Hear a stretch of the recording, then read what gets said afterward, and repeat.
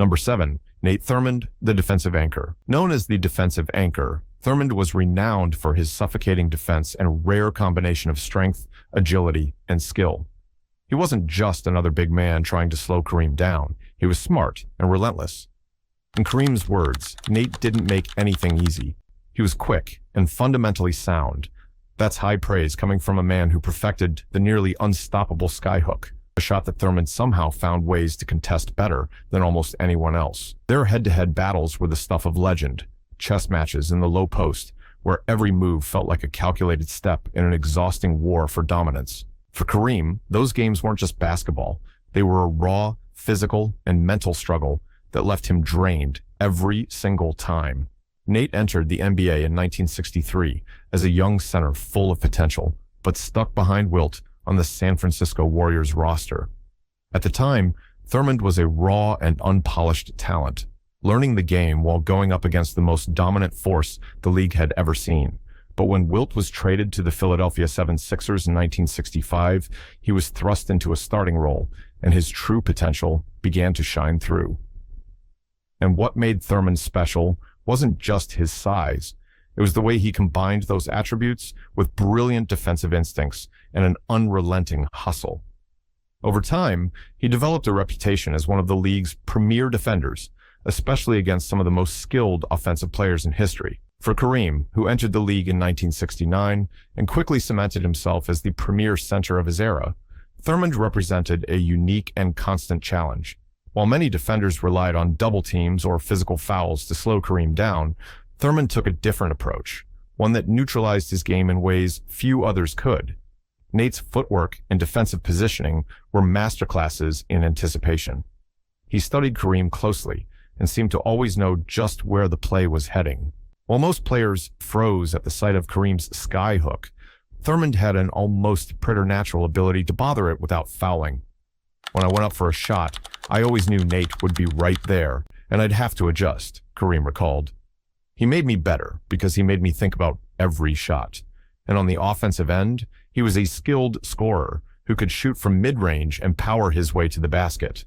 At his peak, Thurmond averaged 20.5 points and 22 rebounds per game during the 1967-68 season, showcasing his ability to dominate both ends of the floor. Against someone like Kareem, who thrived on controlling the paint, his willingness to battle on the boards was a game-changer. Kareem often remarked how his relentless energy forced him to fight for every rebound, every possession. Their battles would leave Kareem exhausted, not just physically, but mentally as well. You couldn't take a single playoff against Nate, Kareem admitted. He was too smart and too strong to let you get away with any mistakes. The competition between them was always fierce, but it was also built on a foundation of mutual respect. Though the games were intense and physical, filled with elbows, blocks, and smack talk, there was an underlying admiration that both men shared. Kareem respected his work ethic and his ability to challenge even the best players. And one game between the two in particular stands out, an epic showdown in 1974, when Kareem, then with the Milwaukee Bucks, faced his Chicago Bulls. The game was a microcosm of their rivalry, with both men putting on a clinic in the art of post-play. Kareem ended the night with 36 points, but Thurmond nearly matched him on offense with 25 points and pulled down an astonishing 18 rebounds. And while Kareem's Bucks won the game, he walked away knowing he had been pushed to his limits. "Nate gave you everything he had for 48 minutes, Kareem said. You knew you'd been in a battle after playing him." His career stats tell the story of a player who dominated the glass and anchored defenses like few others in NBA history. He was the first player in NBA history to record an official quadruple-double, showcasing his all-around impact on the game. Even though Thurmond never won a championship, his place in NBA history is firmly cemented. His name may not come up as often as some of the league's flashier stars, but for those who watched him play or had the misfortune of playing against him, his impact was undeniable. Number 8. Bob Lanier, the silent enforcer. Lanier let his actions speak louder than words. Trash talk wasn't his style. Instead, his incredible footwork and soft shooting touch made him a constant thorn in Kareem's side. Bob was one of the most skilled centers I played against, Kareem recalled in an interview. He made you pay attention on every possession. That's high praise when it comes from one of the smartest players to ever play the game. Their battles on the floor weren't just physical showdowns. They were a chess match between two elite minds who both understood the intricacies of post play. For Kareem, who prided himself on controlling the game with his precision and poise, Lanier was one opponent who made even the simplest moves feel like a grind. His ability to stretch the floor with his exceptional jump shot forced Kareem to leave the comfort of the paint and guard farther out than he wanted to. This unconventional dynamic kept Kareem on his toes every time they faced off. His story began long before he was giving Hall of Famers like Kareem fits on the court. Born in Buffalo, his journey to the NBA wasn't an easy one. In high school, he was initially cut from the basketball team because of his height and clumsiness, but he worked tirelessly to develop his game and eventually found success at St. Bonaventure University. There, he put the basketball world on notice with his elite play, leading the Bonnies to the Final Four in 1970. His combination of size, skill, and intelligence made him the #1 overall pick in the 1970 NBA draft. Known for his physical dominance in the paint and versatile offensive arsenal, Lanier quickly became one of the league's premier centers. By the time Kareem entered the NBA in 1969, Lanier was already gaining a reputation as one of basketball's toughest competitors. "No one played harder than Bob," Kareem would later say. "You respected not just what he did, but how he played the game." And when Kareem and Lanier first crossed paths in the NBA, it was clear that these two were on a collision course for years of intense, high-level competition. Their contrasting styles fueled one of the NBA's most compelling rivalries. His fluidity and grace as the master of the skyhook often clashed against Lanier's rugged strength and deceptively soft touch around the basket. Lanier's ability to use his size to carve out space in the post combined with his lethal jumper posed problems that few other centers could. Defensively, his anticipation and quick hands made it difficult for Kareem to set up his signature moves. "He had a way of making everything uncomfortable," Kareem admitted. "Whether it was playing me physically, forcing me out of position, or making me guard him outside, he was always a challenge." Lanier was making opponents think twice about every move. On offense, his jumper pulled defenders out of their comfort zones, while his pivot moves in the paint punished players who underestimated his strength and agility. For Kareem, matching up with Lanier required him to play at his absolute best. And despite the fierce competition, there was always mutual respect between Kareem and Lanier. Unlike some rivalries fueled by trash talk or animosity, theirs was built on professionalism and admiration for each other's skill. For Kareem, one of the most cerebral players in basketball history, Lanier's ability to challenge him on multiple levels made their matchups unforgettable. "Bob was tough because he didn't rely on just one thing," Kareem explained. "He could bang with you in the post, beat you with his jumper, or even make a great pass to set up a teammate. His versatility often caught opponents off guard, but Kareem had learned to expect the unexpected. Their battles taught him the importance of adaptability, a lesson that would serve him throughout his career." And by the late 1970s, both players had cemented their legacies as two of the greatest centers of all time. For Kareem, Lanier's consistent excellence made him a measuring stick of greatness. "If you wanted to be the best, you had to prove yourself against Bob," Kareem once said, and that wasn't easy to do. Even as teammates in all-star games, the competitive fire between the two remained.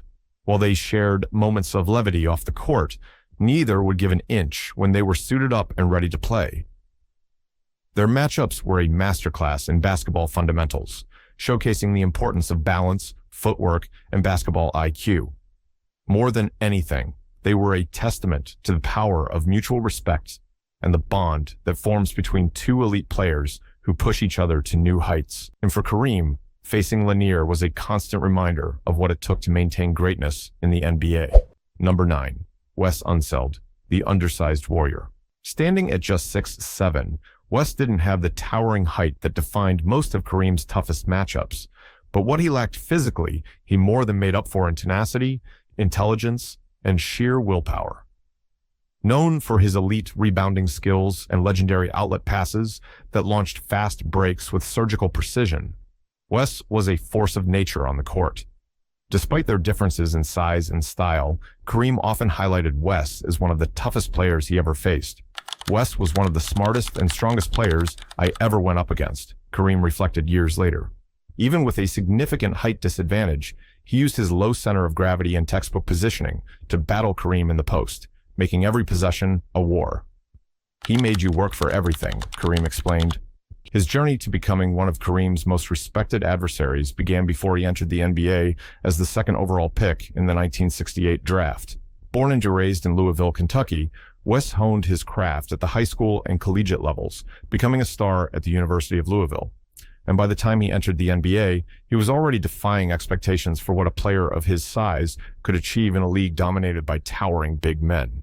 From the moment he debuted for the Baltimore Bullets, Wes proved he was a different kind of center, earning Rookie of the Year and MVP in the same season, an achievement that cemented his place among the game's elite. Yet, his height, or lack thereof, meant that he constantly had to rely on other attributes, strength, toughness, and an understanding of positioning and spacing that few players could match. These traits would later become central to his battles with Kareem, a player who dominated opponents with his 7'2" frame and unstoppable skyhook.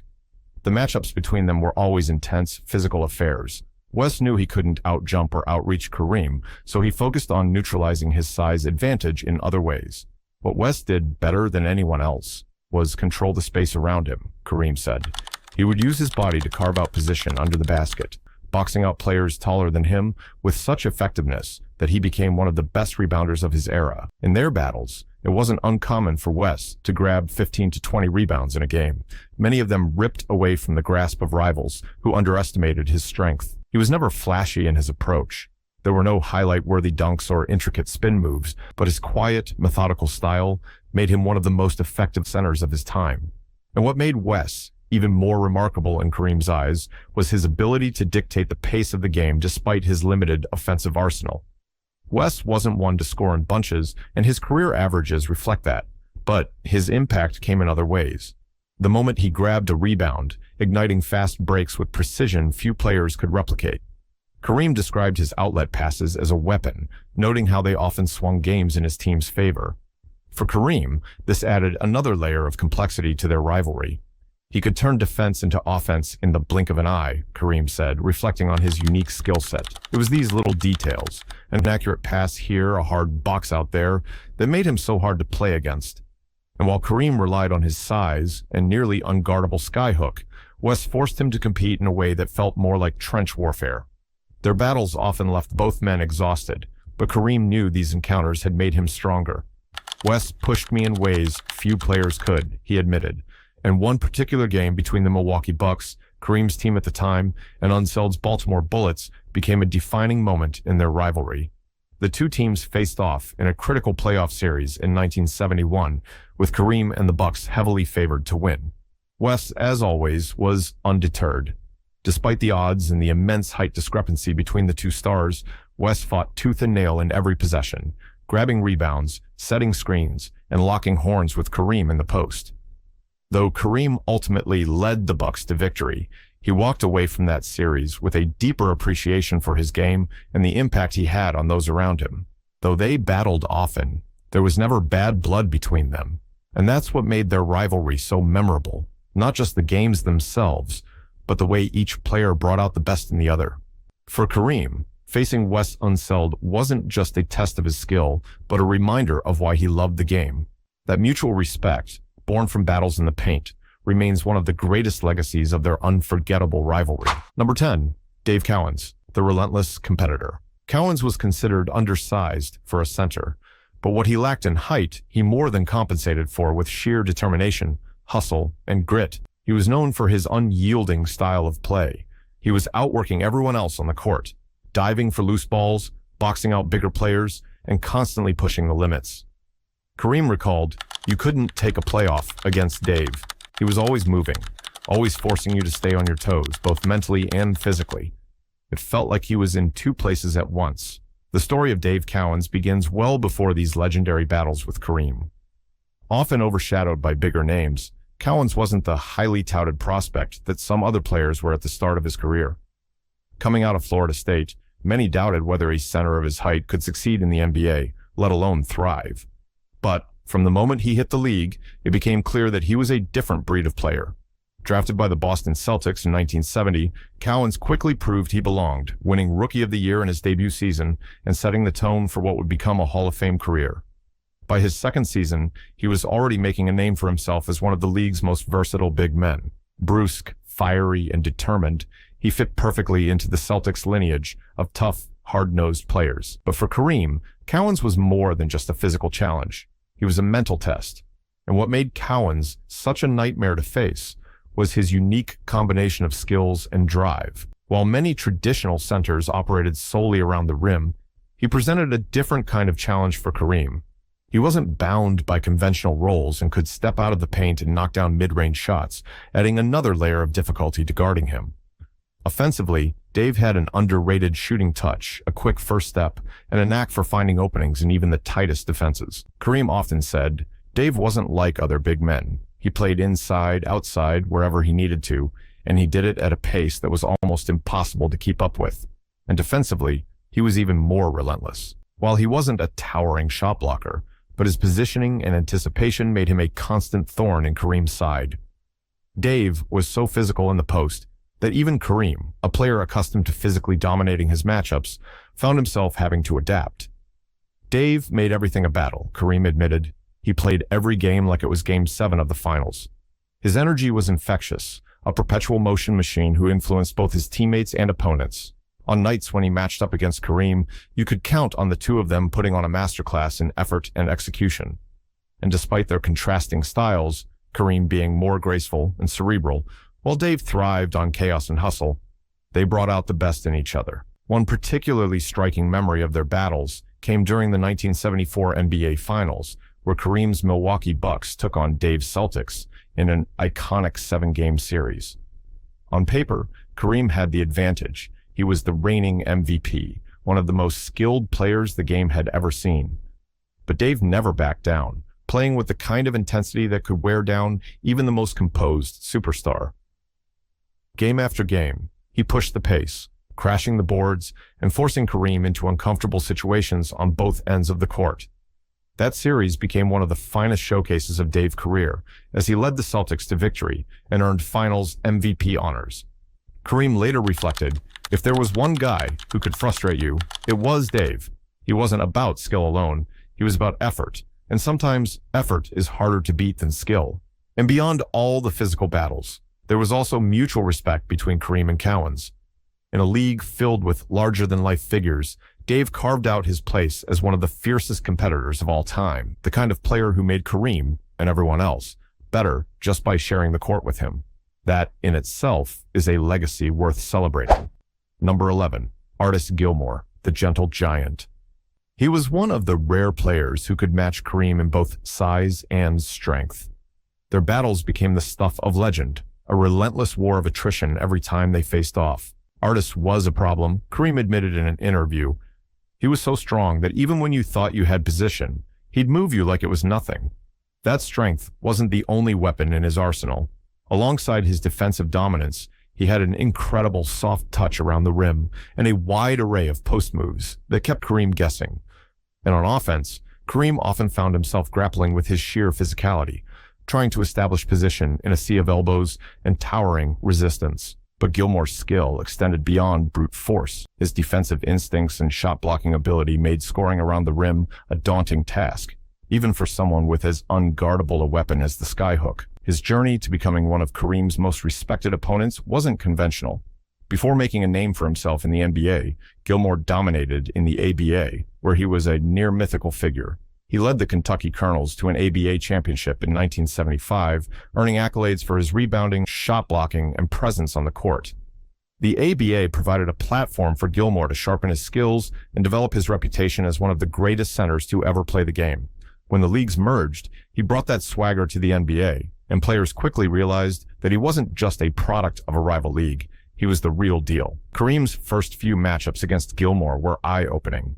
Here was a big man who wasn't intimidated by his reputation or dominance, someone who was willing to make every possession a battle in the trenches. He made me work for everything, Kareem said years later.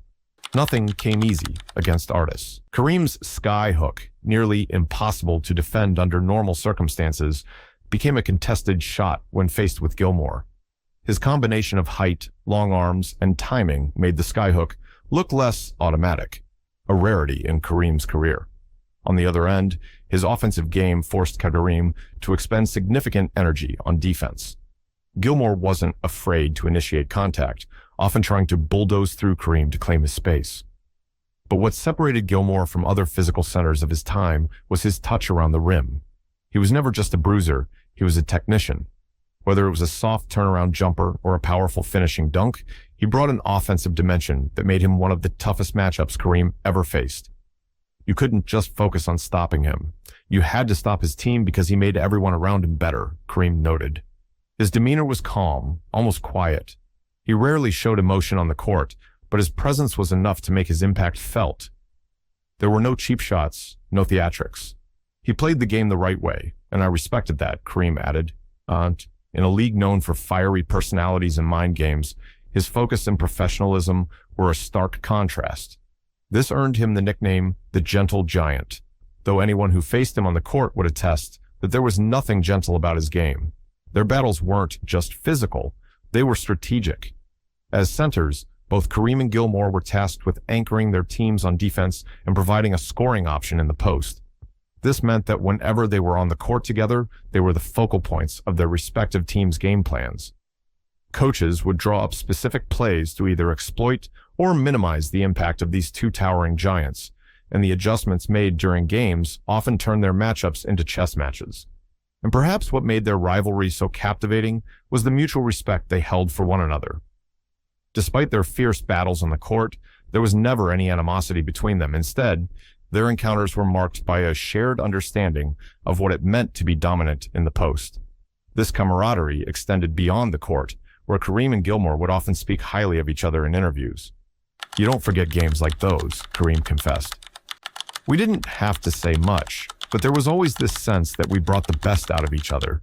Gilmore echoed similar sentiments, once stating during an interview Kareem was the standard. If you could hold your own against him, you knew you belonged.